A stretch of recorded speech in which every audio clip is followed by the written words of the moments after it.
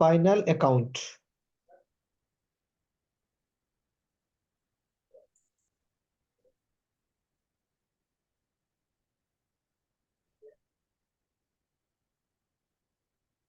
सबसे पहले जिया एक चीज देखना, आपको स्क्रीन दिखाई दे रहा है ना? Yes sir. ओके, तो फाइनल अकाउंट क्या होता है? अच्छा, सबसे पहले एक चीज बताऊं, जो अकाउंटिंग की शुरुआत होती कहाँ से है? जर्नल वाउचर से। हम्म।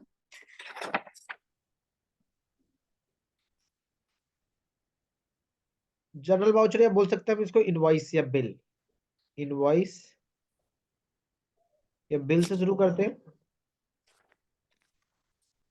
and यहाँ पे जर्नल एंट्री करते हैं हम। ठीक है, journal entry.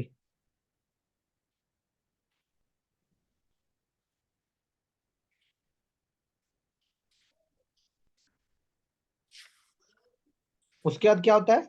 Ledger posting. Laser post है।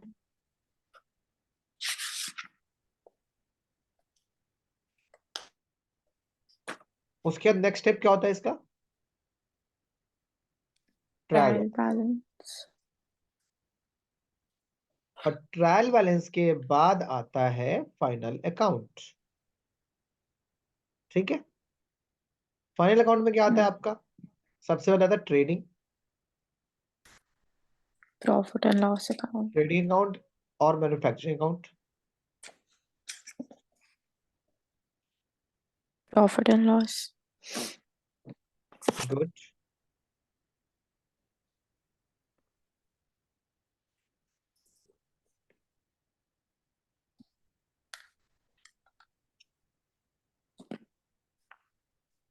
प्रॉफिट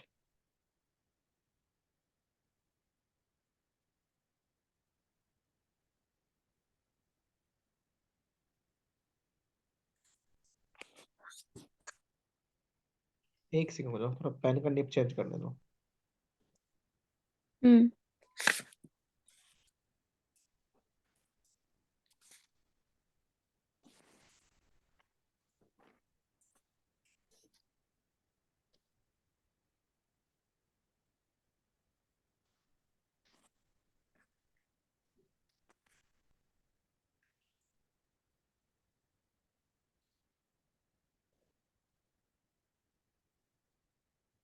क्या है पेन का निब?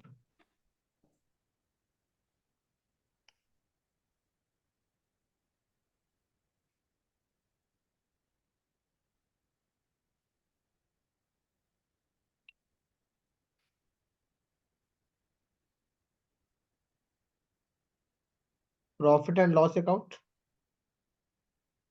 एंड आता है बैलेंस शीट।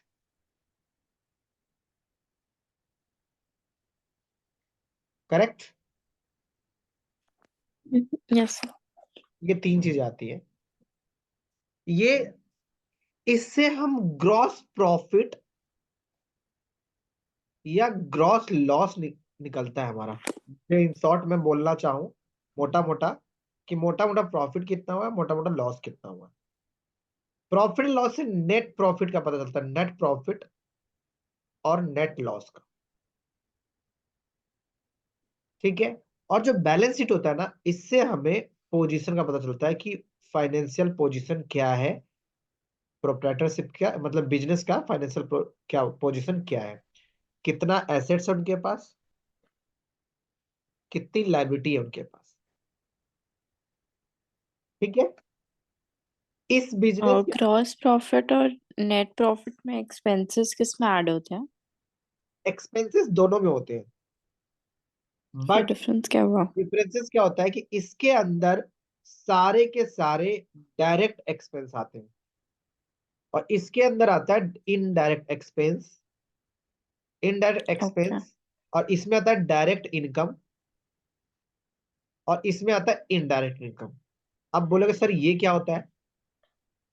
डायरेक्ट एक्सपेंस तो वेजेस होगा। ओके, और चलो लेट्स बस यही पता है। एग्जांपल लेते हैं हम। एक एग्जांपल लेते हैं बड़ा प्यारा सा, कि आपका बिजनेस है, जिया ट्रेडर्स करके नाम लेते हैं। ठीक है, और जिया ट्रेडर्स का बिजनेस है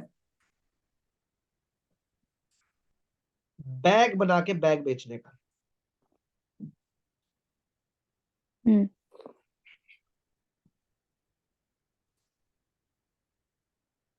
ठीक है जी।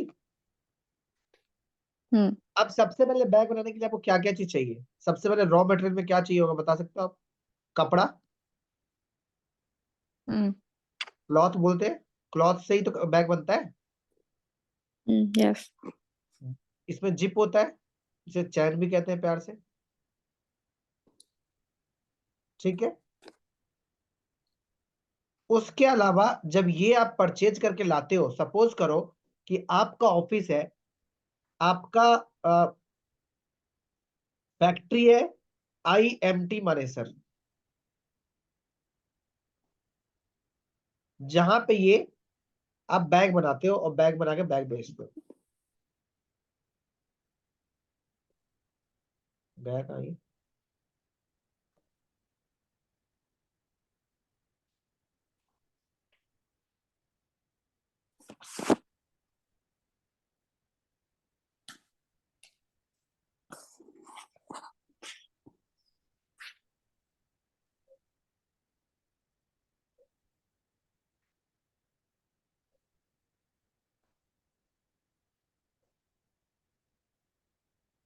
ठीक है, दोबारा आ गए हम वहीं पे, हम्म खो गया था। IMT मानेसर में आपकी फैक्ट्री है, जिया की। हम्म ठीक है। जहां पे आपकी फैक्ट्री है, जहां पे आप बैग बनाते हो, और बैग जो सोल्ड आउट करते हो, आप दिल्ली में सोल्ड आउट करते हो। दिल्ली में आपके पास अलग अलग मॉल के अंदर में शॉप है, आपके आउटलेट्स है, और आप वहां पे बेचते हो। ठीक है। हम्म और जब आप ये परचेज करके लेके आते हो, तो मैं एग्जांपल दे रहा हूं, आप नोएडा से परचेज करते हो। हम्म अब ये फैक्ट्री आपकी, मैं जस्ट एग्जांपल ले रहा हूं, समझना पहले चीजें। इस फैक्ट्री में 3 फ्लोर है। ओके। फर्स्ट फ्लोर पे बैठता आपकी मैन्युफैक्चरिंग होती है। सेकेंड फ्लोर पे आपके अकाउंटेंट्स वगैरह बैठते हैं, जो थोड़े से पढ़े लिखे होते हैं। एंड थर्ड फ्लोर पे बैठते हैं CEO एंड CFO। ठीक है जी। आप ये नोएडा से कपड़ा लेकर के आते हो, ये रॉ मटेरियल है, और ये डालते हो कहाँ पे? आप अपने कंपनी पे लाते हो। यहाँ पे सामान बनाया जाता है, आपके बैग को फिनिशिंग टच दिया जाता है, और देन आप ये हम्म यहाँ पे ले जाके आप बेच देते हो, आप दिल्ली में। हम्म तो सबसे पहली बात, फैक्ट्री तक लाने का खर्चा हम्म आपका डायरेक्ट इन नेचर है, मतलब डायरेक्ट एक्सपेंस है। अब सपोज करो, अगर आप यहाँ से सामान लेकर के आए होंगे, तो आपने अगर वेजेस दिया होगा, समुद्र से लेके आओगे तो हम्म फ्रेट दोगे। ठीक है। जहाज हम्म से लेके आओगे तो ऑक्ट्रोई दोगे, मतलब ड्यूटी होता है एक तरीके से। पानी के जहाज से लेके आओगे तो ऑक्ट्रोई दोगे, जहाज से लेके आओगे एरोप्लेन से अच्छा। तो फ्रेट दोगे, जमीन से लेके आओगे तो वेजेस दोगे। बट फ्रेट तो फैक्ट्री के बाद जब दिल्ली पहुंचाना होगा तब भी देने होगा। हाँ हाँ, गुड क्वेश्चन। एक कैरिज इनवर्ड भी होता है, कैरिज भी दे हम्म सकते हो। ठीक है। तो जो फ्रेट, जो वेजेस, जो कैरीज आप फैक्ट्री तक लाने को दोगे, that is your direct direct operation. क्यों? क्योंकि जब तक आप कपड़े लेकर के आओगे ही नहीं, वेजेस जब तक दोगे ही नहीं, तब तक मैन्युफैक्चरिंग क्या कर पाओगे आप? नहीं। तो इसलिए इसको डायरेक्ट इन नेचर कहा जाता है। उसके बाद जब इस फैक्ट्री से ले जाके आप चाहो तो आप तो सेल यहां से भी कर सकते हो ना, हम्म बट नहीं, आपने आउटलेट यहां पे लिया हुआ है। ठीक है। तो अब इसके बाद आप जो भी वेजेस पे करोगे, या फ्रेट पे करोगे, या कैरिज पे करोगे, नॉर्मली हम इसको कैरिज आउटवर्ड के नाम से जानते हैं। हम्म फैक्ट्री से सीधा आप कैरिज आउटवर्ड करके अपने मॉल तक पहुंचाओगे और यहाँ से सामान सोल्ड आउट करोगे। हाँ। तो जो फैक्ट्री तक लाने का जो भी खर्चा होगा ना, फैक्ट्री तक आने का जो भी खर्चा होगा, वो कहलाता है डायरेक्ट एक्सपेंस। और फैक्ट्री के बाद आप अगर अपने सेल्स आउटलेट तक जाते हो, तो that is called indirect expenses. और ये कहाँ जाते हैं?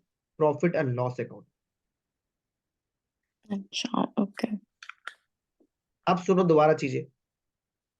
आप बोलोगे कई बार जब आप पढ़ोगे कि सर रेंट अकाउंट में या इलेक्ट्रिसिटी में, वो कई बार बुक्स में आपके पीएनएल में भी ले रखा होगा, कई बार ट्रेडिंग में ले रखा होगा। सर लॉजिक बताओ क्या है। देखो जी, जिया, अगर वो मैन्युफैक्चरिंग से रिलेटेड है तो कहां जाएगा, तो जाएगा ट्रेडिंग में। अगर रेंट, अगर आपने फैक्ट्री का रेंट दिया हुआ है तो जो मैन्युफैक्चरिंग पार्ट का जो रेंट होगा वो जाएगा ट्रेडिंग में। मैं आपको एक एक्स्ट्रा लेवल समझाने की कोशिश कर रहा हूं। आपके बुक में इस लेवल का क्वेश्चन नहीं होगा, बट मैं फिर भी समझाने की कोशिश कर रहा हूँ। जो जहां पे एक लेबर क्लास के लोग काम कर रहे हैं, जहां पे मैन्युफैक्चरिंग का काम चल रहा है, जहां पे प्रोडक्शन का सामान बनाया जा रहा है, उसका रेंट, उसका इलेक्ट्रिसिटी, उसका वेजेस, उसमें काम करने वाले को अगर सैलरी भी दे रहे हो आप, मान लो कि सुपरवाइजर है, तो वो क्या कहलाएगा, डायरेक्ट कहलाएगा। और जैसे ही ओके। वो सामान बन गया, और सामान बनने के बाद आप जो भी उसके ऊपर खर्च करोगे वो इनडायरेक्ट होगा।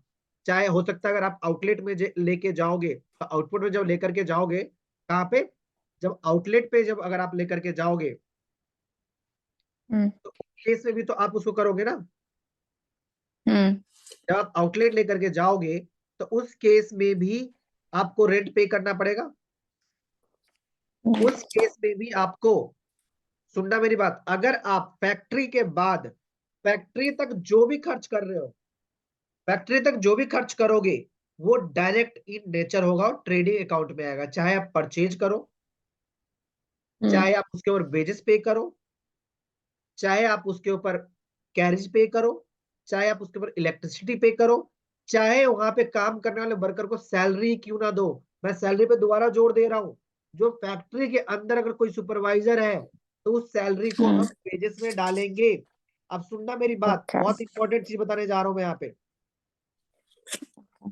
समझने की कोशिश करना आप। अगर क्वेश्चन में आपके दिया हुआ है सैलरी एंड वेजेस,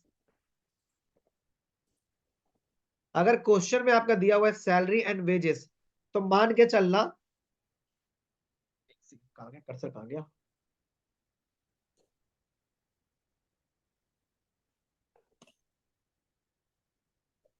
अगर क्वेश्चन में आप लोगों के दिया हुआ है सैलरी एंड वेजेस, तो this will be goes to the profit and loss account. देखिएगा आप, अगर सैलरी एंड वेजेस दिया हुआ है तो जाएगा वो ट्रेडिंग अकाउंट में, sorry profit and loss account में। लेकिन वेजेस एंड सैलरी दिया हुआ है तो जाएगा ट्रेडिंग अकाउंट में। ठीक है जी। नॉर्मली इलेक्ट्रिसिटी कहां जाएगा आपका, ये क्वेश्चन में अगर होगा तो ट्रेडिंग अकाउंट में डाल दोगे। फॉर्मेट अभी याद दिलाऊंगा आपको, समझाऊंगा, याद तो नहीं कराऊंगा, समझाऊंगा। तो अभी जो मैं आपको समझाने की कोशिश कर रहा था ये पूरा फॉर्मेट बना करके, I was trying to explain the concept of direct expense and indirect expense. I hope this is clear part. अगर कोई ये फैक्ट्री है, इस फैक्ट्री में तीनों चीजें हैं, मैन्युफैक्चरिंग है, अकाउंट्स है, सीईओ बैठा हुआ है, तो जो मैन्युफैक्चरिंग वाला पार्ट होगा वो जाएगा ट्रेडिंग में। इसके अलावा जो भी होगा इनडायरेक्ट एक्सपेंस होगा इसके ऊपर वाले, और वो जाएंगे प्रॉफिट एंड लॉस अकाउंट। मतलब कि ओके सर, फैक्ट्री या फिर अगर कुछ ऐसा लिखा ऑफिस रेंट या कुछ। ऑफिस रेंट लिखा हुआ है तो आप डालोगे पीएनएल में, ओके। क्योंकि वो ऑफिस की बात, इसकी बात कर रहा है जहाँ पे अकाउंटेंट बैठ रहे हैं, सीईओ बैठ रहे हैं। जहां पे काम चल रहा होगा ना वो तो फैक्ट्री रेंट बोलेंगे वो। ठीक है। क्लियर है। ऐसा। अब एक चीज और, डायरेक्ट इनडायरेक्ट मैंने समझा दिया आपको, अब एक चीज और समझना। ये तो मैंने खर्चे समझाया था। एक होता है एग्जाम्पल के तौर पर ऑपरेटिंग इनकम, एक नॉन ऑपरेटिंग,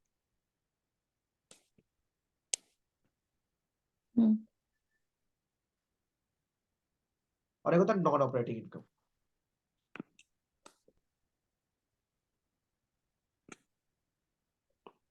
देखिएगा, ऑपरेटिंग इनकम और नॉन ऑपरेटिंग इनकम में क्या डिफरेंस होता है। सपोज करो आपको 100 करोड़ रुपए दिए गए, इस 100 करोड़ से आपने 80 करोड़ अपने बैग के बिजनेस में लगा दिए। कौन से बिजनेस में, बैग वाले बिजनेस में लगा दिए। और 20 करोड़ को आपने 10 करोड़ में तो एक बिल्डिंग परचेज कर ली, और 10 करोड़ को आपने इन्वेस्टमेंट्स कर दिया, 5 करोड़ का आपने इन्वेस्टमेंट कर दिया, 5 करोड़ का आपने एफडी में लगा दिया। तो इस बिजनेस से जो भी पैसे आएगा दैट इज ऑपरेटिंग इनकम। ये जाएगा आपके ग्रॉस में, सॉरी ट्रेडिंग अकाउंट में। ओके। जैसे सेल वेल करोगे ना, सेल करोगे, अब ऑपरेटिंग इनकम में क्या हुआ, बैग बना के बैग बेचने का काम है आपका, ठीक है जी। मतलब रेवेन्यू जो अर्न होगा सेल पे वो। लेकिन अगर आप ऑपरेटिंग इनकम के बाद अगर कुछ, जैसे कि आपने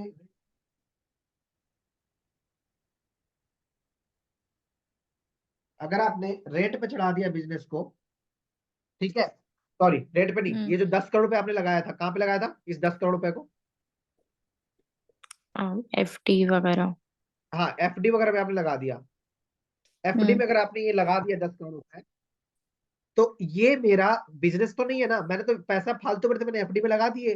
बिल्डिंग परचेज कर लिया तो वहां से रेंट आएगा, एफडी कर दिए तो इंटरेस्ट आएगा, इन्वेस्टमेंट्स कर दिए तो कल को इन्वेस्टमेंट बेचूंगा तो वहां से भी इंटरेस्ट आएंगे। तो ये सब क्या हो जाएगा मेरा, non operating income.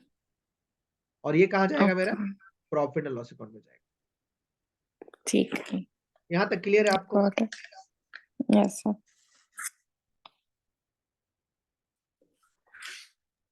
Any doubt? No sir. तो आप एक काम कीजिए, सबसे पहले आप इनको नोट डाउन कीजिए अच्छे से अपनी कॉपी में। और एक चीज और बता दूं, इसमें मैं एक फॉर्मेट बनवाऊंगा, इस फॉर्मेट को भी आप नोट करेंगे और उसको लर्न करके आएंगे। अभी मैं तीनों फॉर्मेट बताऊंगा आपको, ट्रेडिंग अकाउंट का, प्रॉफिट एंड लॉस अकाउंट का एंड बैलेंस शीट। ओके। तो आप इसको पहले अच्छे से नोट डाउन कीजिए, ठीक है। 5 मिनट, 5 से 10 मिनट का टाइम है, 5 मिनट दूंगा, ज्यादा नहीं दूंगा आपको, क्योंकि आपकी स्पीड बड़ी स्लो है। ज्यादा दूंगा फिर मजे से उतारोगे, है ना? ठीक है। तो ठीक है।